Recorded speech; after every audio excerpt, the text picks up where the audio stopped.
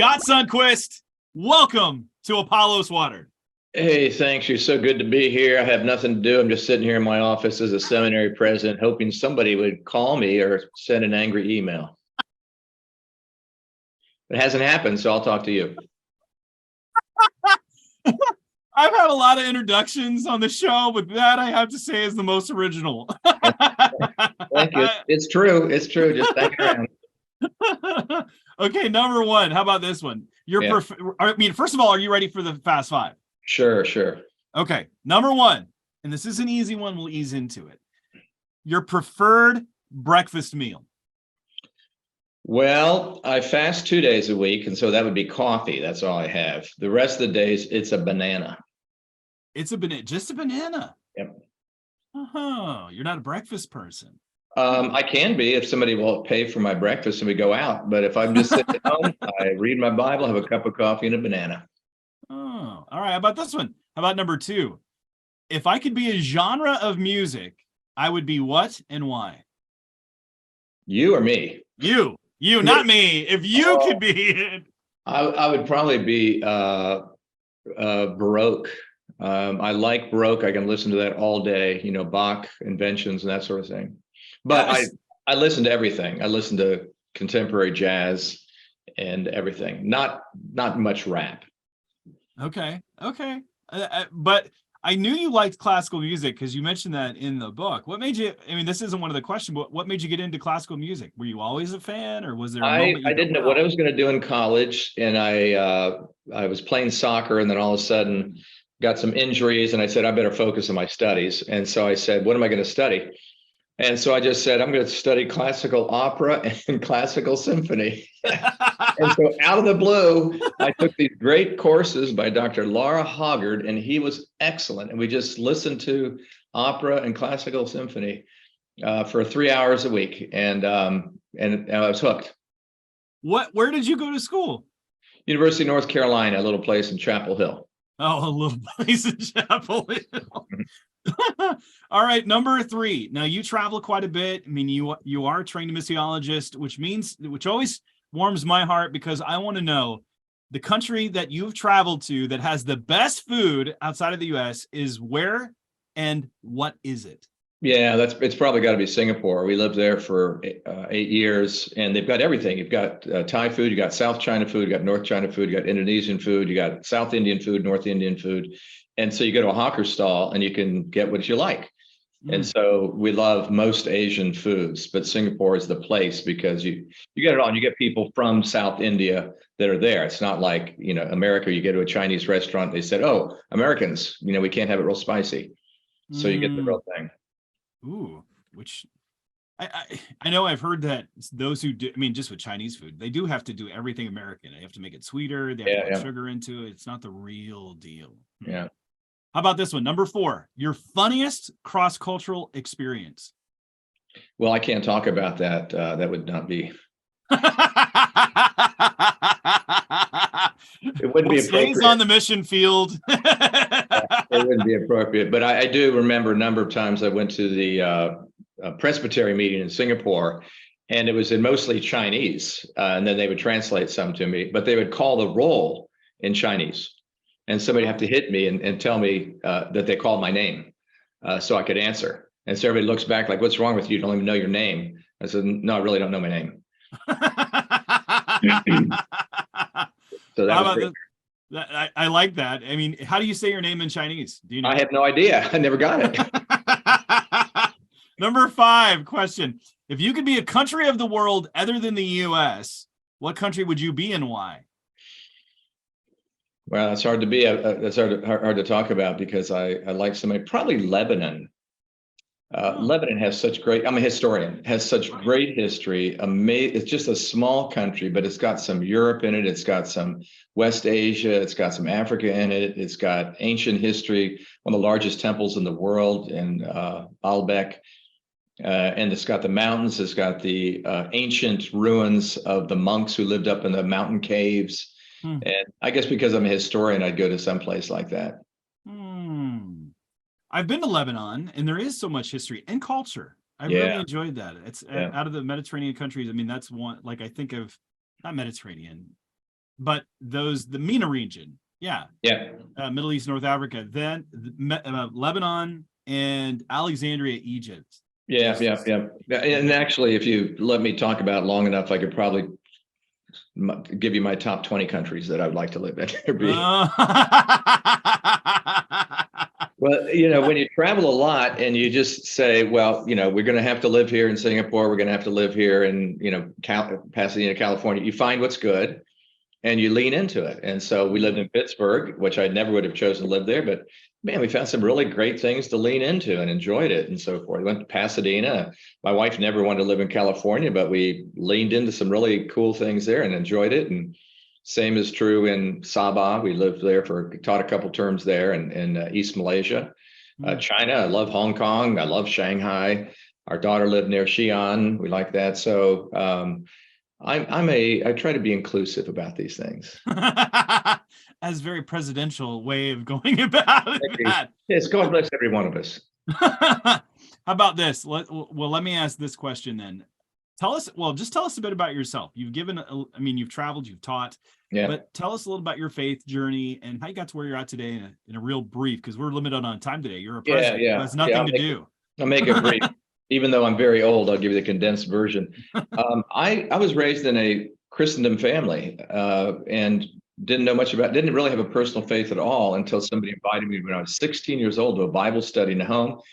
And here's a shout out for Campus Crusade or Crew. This guy came to a person's house in our church, and there were 8 of us. We'd come there and he would just tell us about the Bible. But after 8 weeks, he said, how come you're not inviting your friends? He assumed that you always would invite your friends. And I said, well, that we have a good thing going here. We all get along. Why would we want to invite somebody else who might not be nice, some weirdo or something? Because we're all cool people. And we were cheerleaders and basketball players and everything. So he said, well, don't you know what it means to be a Christian? And I said, sure. You're born in a Christian family and you go to church and, he says, oh, you think if you're born in a garage or a car, and all of a sudden I thought I'm going to have to rethink this thing. But anyway, he challenged me that Jesus brought a question to everybody. And that question is, will you follow me or not? And I'd never answered that question. So that night I answered that question that completely redirected my life. And it led to making a decision about college based on, are there Christian fellowships there? I got a soccer scholarship, but I didn't want to go someplace where I wouldn't get a good Christian fellowship. And they had great intervarsity group there at Chapel Hill. I made a decision about my wife, praying about that. We had perfect alignment in our desires, and we knew that this was forever. So all those decisions followed from a decision I made when I was 16 years old. Make a long story short, I went on InterVarsity staff after attending Urbana, and we signed the card and felt that God was calling us overseas. I don't think I'd ever met a missionary before I went to Urbana at the age of 22, actually 23, because I was out of college. And then I met missionaries, and I thought, oh my gosh, what am I doing? I'm sitting around here. I've got like 8 or 10 Bibles on my shelf, and there are people who've never seen the Bible, never heard about Jesus. God's got to be able to use me somewhere. And so we prepared by going on InterVarsity staff, and then going to Gordon-Conwell Theological Seminary, where I did an MDiv, and then went to Princeton, where I did a PhD in early Asian Christianity, and then taught for 8 years in Singapore. Taught Asian Christianity. That was my focus. So my specialty is Asian Christianity from really the first century up till last week is what I teach. And then was not planning on coming back to the States, but within 10 days had 4 requests to interview for a job as a white male. I didn't have a book published, I didn't have an article published, I didn't have a resume. So I figured this must be from God. And so after the 3rd one, I told my wife. I didn't even tell her after the first 3 because I didn't want to leave. I had so much work to do there. But then we took the job at Pittsburgh Seminary because they had never had anybody teach mission in 202 years. So I said, this is a place where they need somebody to teach mission. And I was there for a lot longer than I thought. And then the dean's job at the Fuller's School of Intercultural Studies was a great time for me to grow as a leader and to inspire faculty to write books. That was one of my main things. And you have one of the book series there, I think, in your shelf behind you. Yeah. But two different series we started, and it was a great experience, very productive time for us. And then when I was thinking about retiring, I got the call at Gordon-Conwell. I said, "Oh shoot, let's go ahead and work another 10 years or so." So I've been here 4 years, and in the midst of a pivot. But in that time of all that travel and teaching, God has given me opportunities to research and write in areas I never thought I would write about before. I have one wife, 4 kids, and 12 grandkids. 6 boys, 6 girls. We try to make it even, you know. It's if you're into Hebraic structures, it's like, you know, A prime, B prime. So you get where I'm going. And we also have, that would be a soccer team with 1 substitute. As you said before, you are an author who's, I mean, you're a historian. And what made your interest in Asian Christianity specifically? We sponsored a Vietnamese refugee family, Hong, Ngoc, Nhan, and Lin. And Hong was a widow. And so we looked after them in our house for a year. And if you have a refugee family live in your house for a year, that will turn your heart toward where they're from. They were refugees, they were boat people, ended up in Malaysia. And when they came to the States, they knew no English. They each had 1 grocery bag with a change of clothes, and that's all. So that changed our lives. And so we knew it was Asia. The greatest needs are in Asia. And so I looked to study with somebody who was an Asian historian, and that was Sam Moffat, who had worked in Korea and was working on History of Christianity in Asia book. So it was one of those providential things. We were sitting with your Bible study at home, and there's a magazine that says, "Wanted, sponsors for Vietnamese refugees, 24-hour hotline." And so, being as reckless as I am, I said, "Oh, let's call and see what they want," you know? And so the next thing I know, I've committed to a widow and 4 kids, and 3 weeks later drove from Charlottesville to Richmond and picked them up. Wow. I am amazed at how so many people that I see have an interest in global Christianity can trace that back to working with refugees in different cultures. Just you have this heart for the nations, which brings me to your book, The Shape of Christian History. I mean, you even put your title on there. How did you get that? Yeah, I don't know. This was not my design. As a matter of fact, I rejected the first 3. Don't tell InterVarsity Press. I like the folks there. It's a little retro, isn't it? A little retro. Yeah. And I would put my name in small print, but I'd never seen someone have the president title on there. Usually they just do the name, but yeah. So what was the purpose of this book? Well, didn't you read it? It says I read it, but the people need to know. Okay. I read it. I had been writing for about 25 years, Christian history. And when I write, the publishers don't want me to use adjectives. You can't say that they were fierce or they were angry. You just have to describe what they did, because that becomes a judgment. And I realized the Enlightenment scientific thinking has so overwhelmed history that we're doing bad history writing. That's why history's boring. But history, I was convinced, has to be told as a narrative, as a story. And it's beautiful. It's fascinating. It's just, you enter into people's lives. And I was so frustrated by that. So I understand, because if you want your history book to be sold at a Roman Catholic seminary and in a major university and an evangelical school and a Baptist school, you have to be as neutral as you can. So then I was asked, I think it's written in the foreword or preface somewhere, to do a lecture on how to write Christian history for scholars in China at Shanghai University, which was a totally Maoist university. It was one of the few major universities not started by missionaries. It was started during the Maoist period. And so the head of the history department, I think, was probably sort of a closet Christian or a culture Christian, as they call them. And he said he was really having trouble when he taught about Christianity, and they had a lot of people interested in Christianity. They couldn't understand it.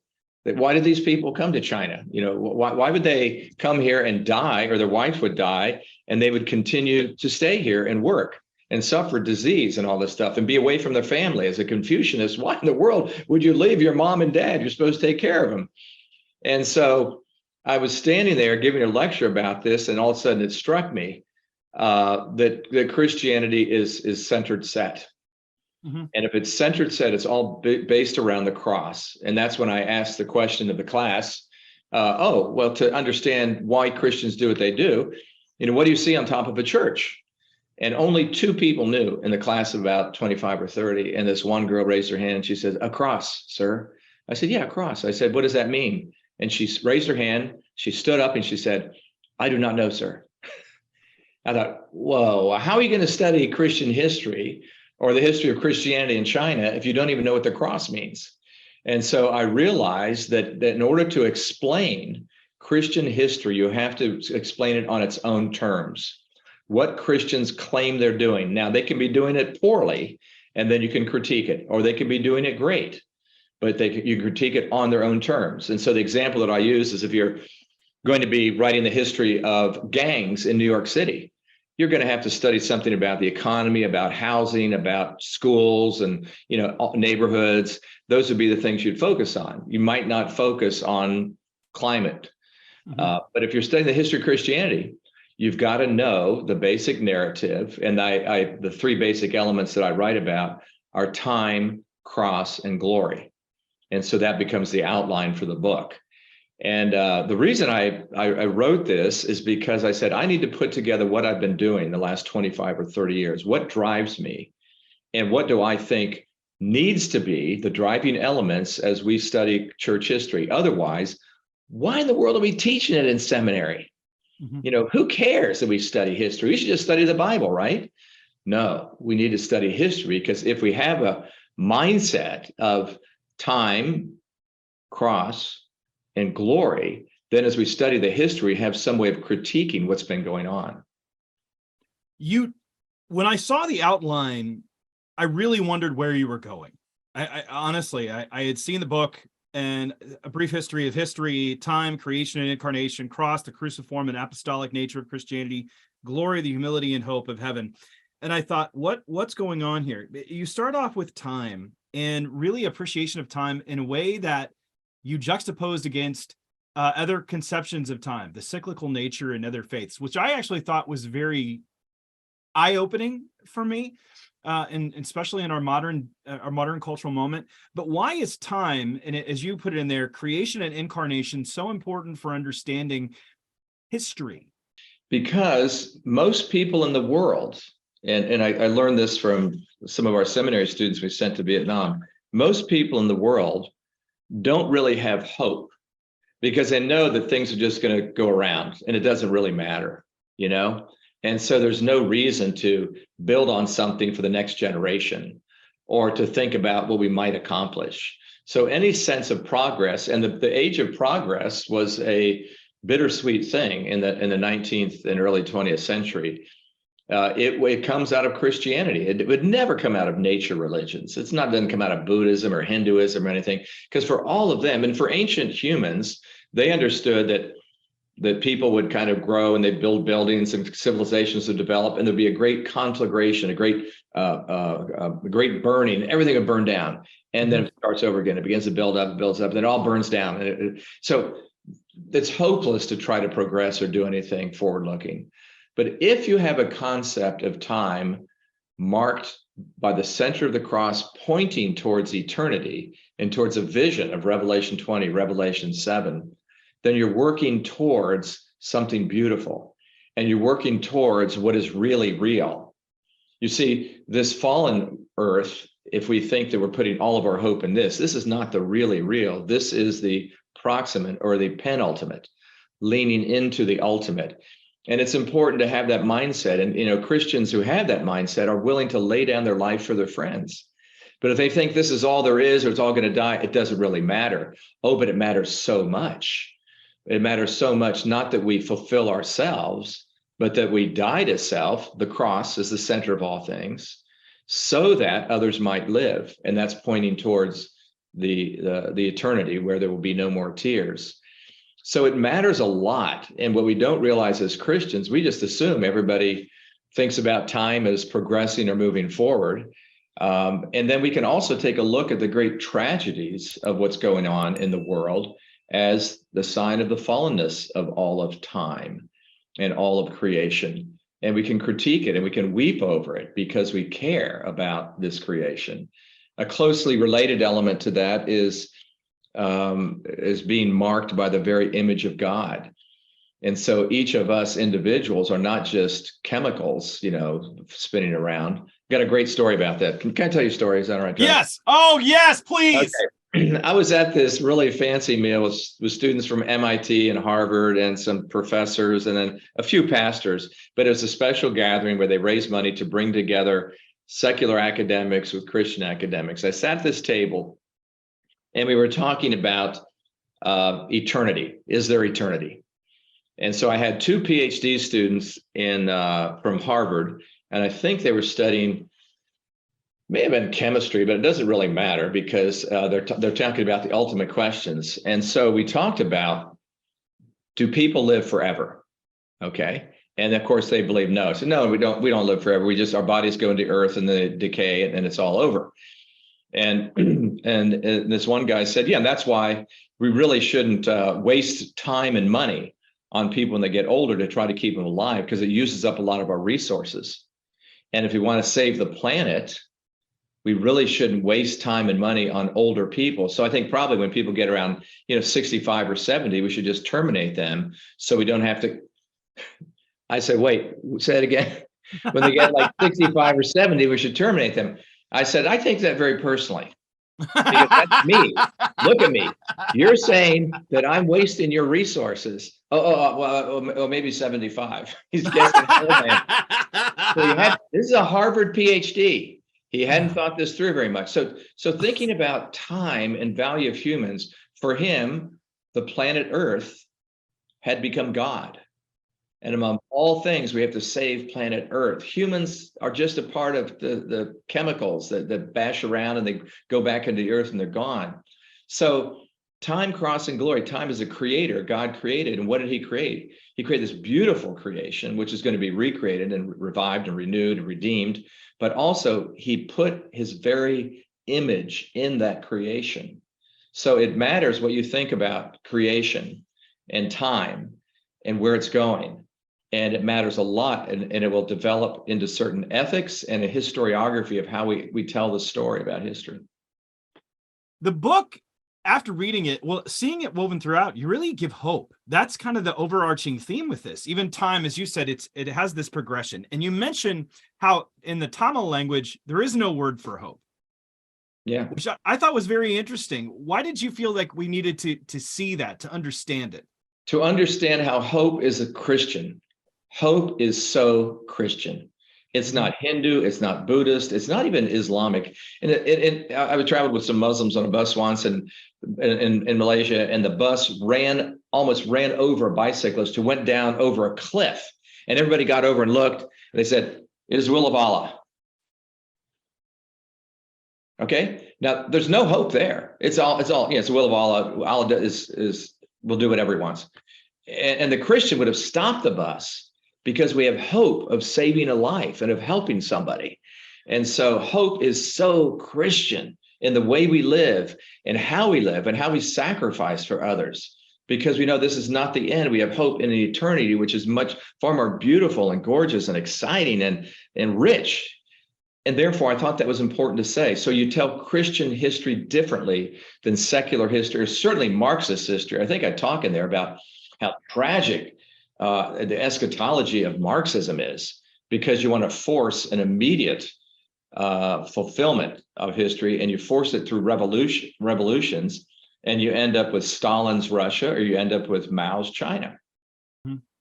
You do mention that in the book. You brought that out, and I thought that was a very eye-opening thing to take it into that lens. Usually, and you mentioned this, that history is it's some ways perspectival, but you do talk about it being a story, and that it's not just a record of the facts. You address some of the common misconceptions of how people have actually gone about history. And that's why you mentioned bad history. How do we differentiate, and how can we tell if there's a bad history or a good history? That's a very good question. And that's why we need a lot of historians working together in community. I'll tell you, bad history is driven by ideologies. Ideologies are lenses through which you have to see all of reality. And we have that lens through Scripture that helps us to see reality. But if your lens is one, let's say, of power plays or control, or everything is about power and oppressor, you're either an oppressor or the oppressed. If you see it that way, that kind of dichotomy, you're missing out on so much. And that is an ideology, and all ideologies tend towards violence. An ideology is an idol. It is something that you must take this.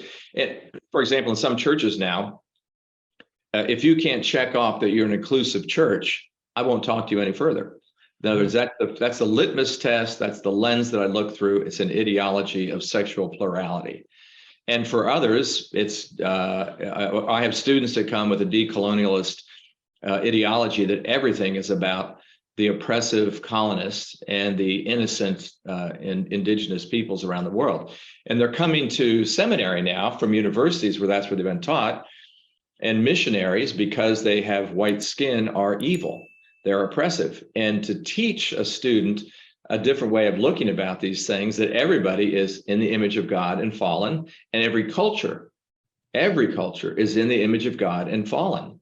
So those imperialists that came from Europe are fallen, but also those tribes in West Africa are fallen, and many of them were cooperating to enslave their own people. And so in order to see those things, you really have to look with I'd say the eyes of Christ, the lens of Scripture and the whole story, in order to find out that this dark sinful thread runs through every heart and every culture.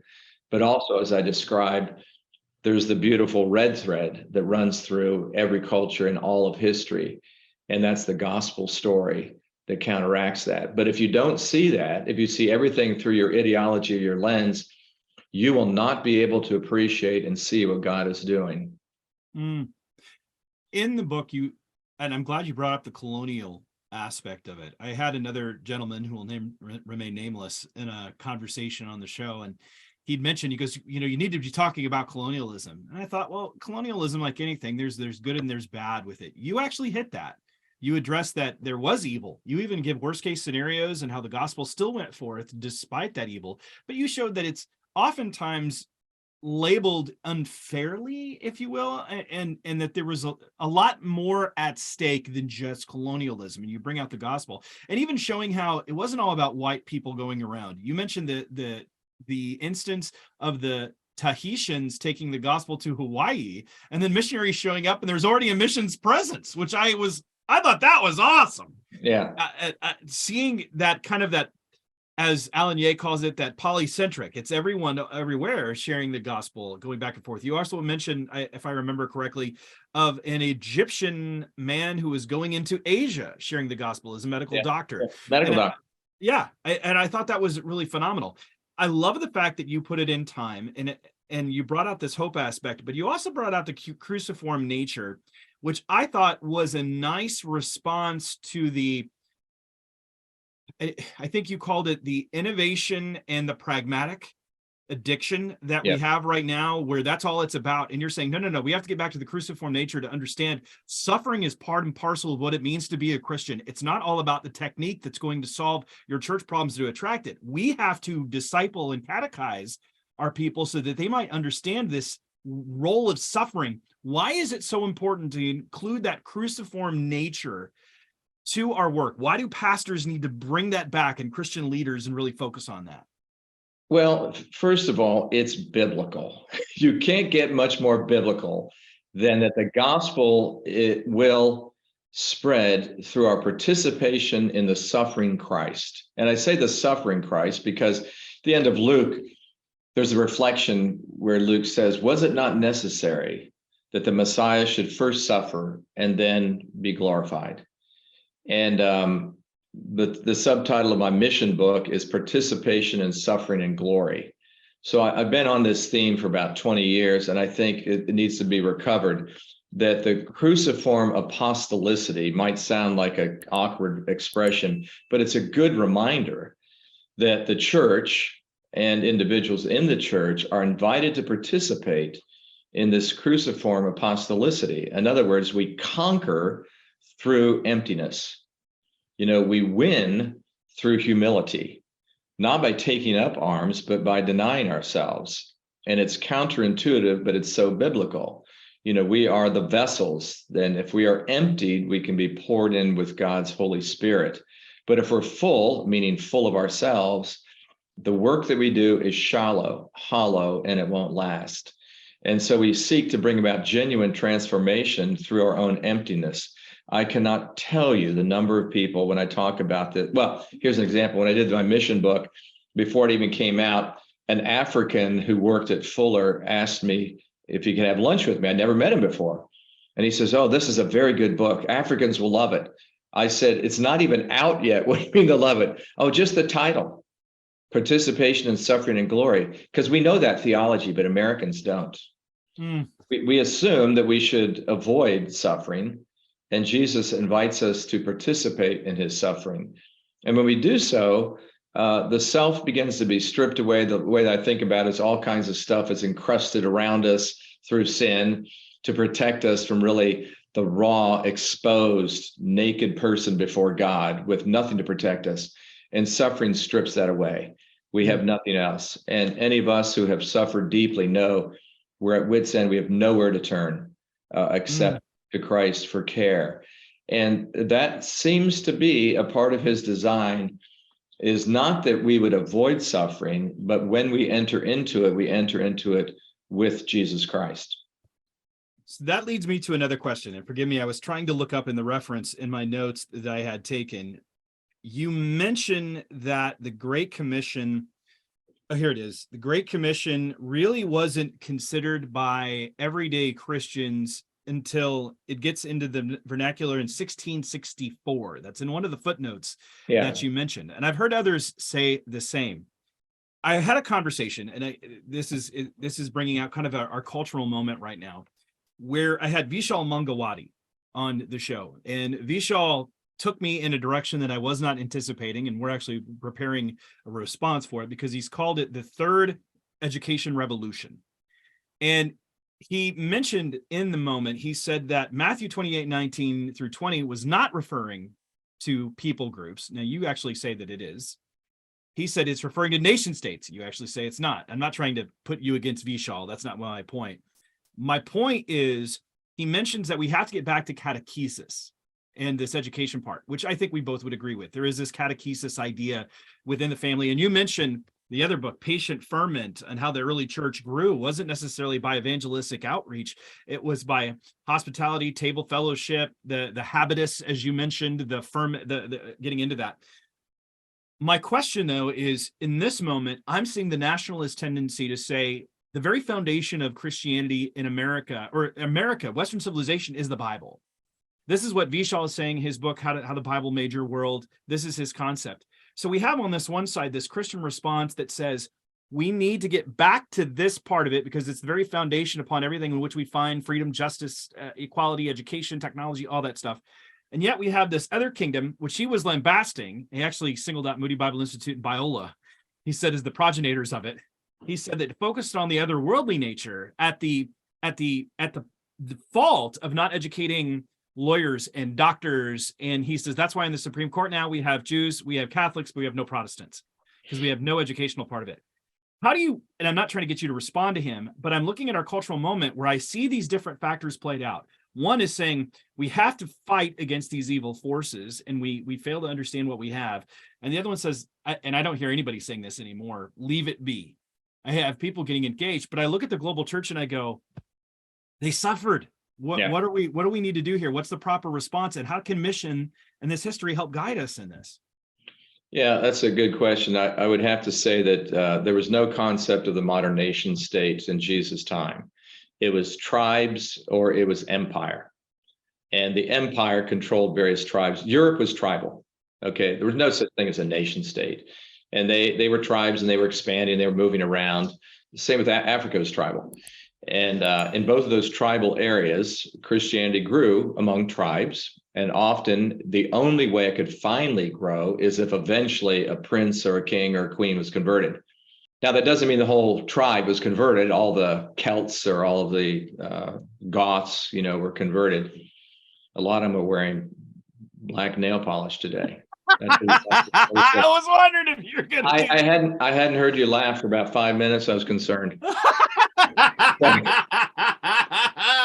But that was tribal. They didn't have nation states in Jesus' time. Jesus never would have thought about that. He's thinking about the Gentiles. So the Gentiles are all those people are not Jews, and it's going to go out to all of them. And how are they identified? Most every tribe, every Gentile, every nation is identified by their totem, their god, their ancestor. Athena for Athens, Lug for the Celts, and you could just name them. You know, Baal for So they all had their god, and they all had their religion built around that. And again, that's an ideology, that's an idol, and it all tends towards violence. And now he says all the nations, which means there's one God over all, there is actually the potential for peace and not violence when you have one God over all. It's an amazing thing. Nobody ever thought about it. And the Chinese would have the kitchen god. They have the kitchen god's wife. They would have the god of the hearth. So everybody have your little god and deity and everything split up. But now you have God ruling over all. And so ethics is universal. Everything that you do matters. Everything.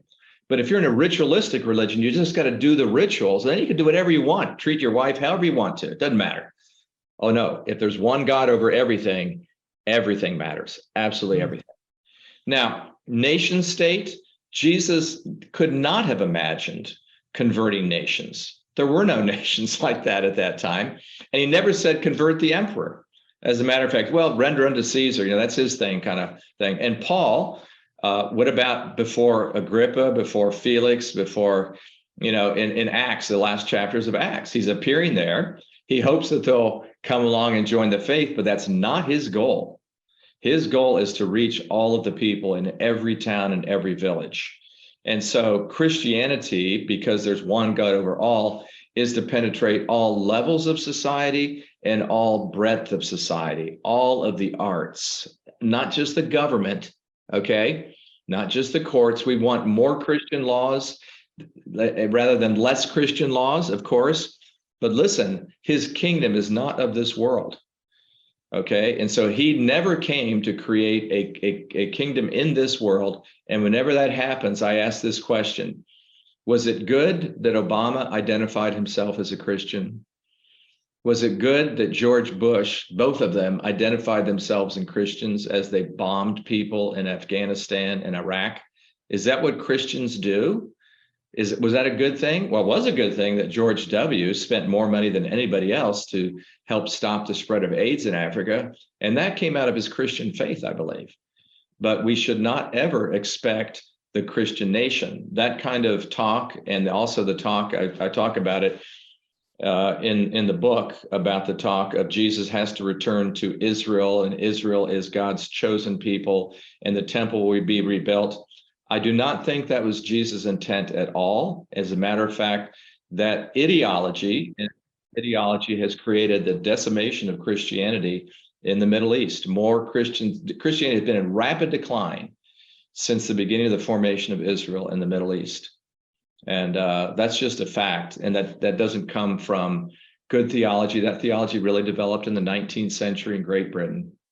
So history is very important, by the way, Travis. Oh, no. Well, that's actually one of the pillars of our ministry. We want to help people look to the scriptures, but also to link to the past, to be able to understand, because that helps us to see the here and now. And we want to make sure that we're not guilty of the chronological snobbery.